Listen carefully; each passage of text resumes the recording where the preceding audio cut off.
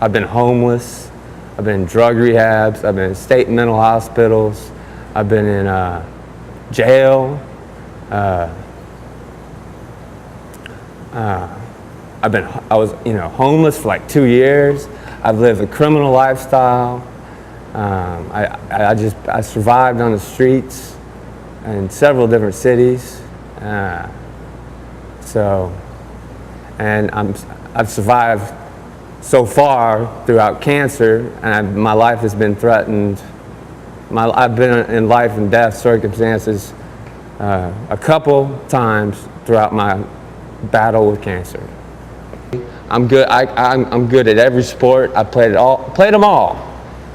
I never had a problem with sports.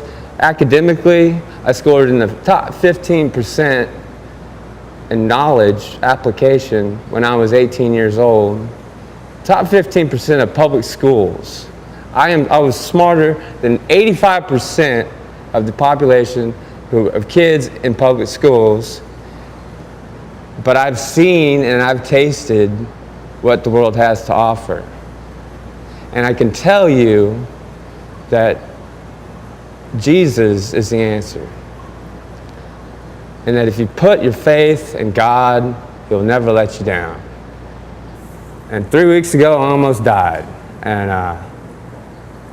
cancer went to my brain, but I've never done better. And I'm content. And God has given me that contentment. And God is working through me. And I've surrendered to Him.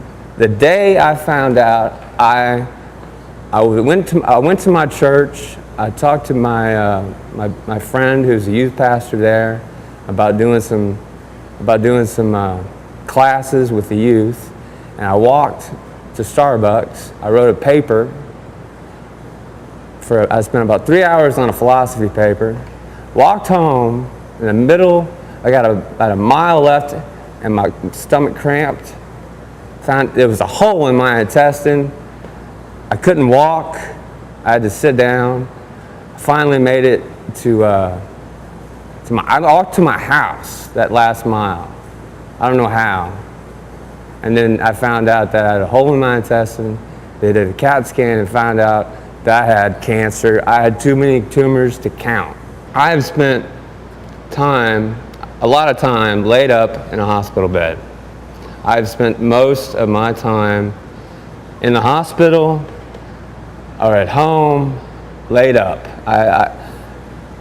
Right now, I'm practically, I can barely walk. I have a cane. I have no use of my hands. I do everything I can to help myself, but to make sure I do things that I can do everything that I can do to get better. But I tell you, it has been very hard and very scary to not be able to take care of yourself, to be totally vulnerable, to not be able to think because you're going through so much.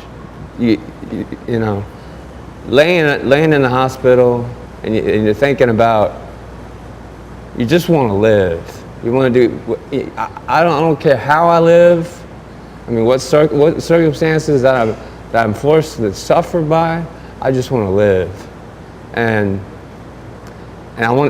most importantly, I want to serve God.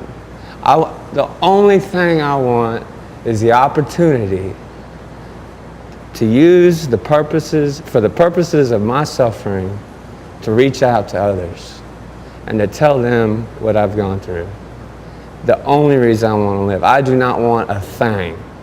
I don't care if I'm in a wheelchair for the rest of my life, if I have no use of if I cannot play soccer again, if I cannot be a college professor, I just want to serve God.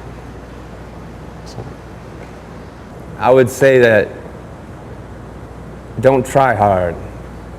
Don't think too much. Just let go, let God. We are so preoccupied. We are so selfish. Just let go. Just turn your thoughts on God. Give it up. I have noticed people who are so high strung, who are so worried, who lack faith.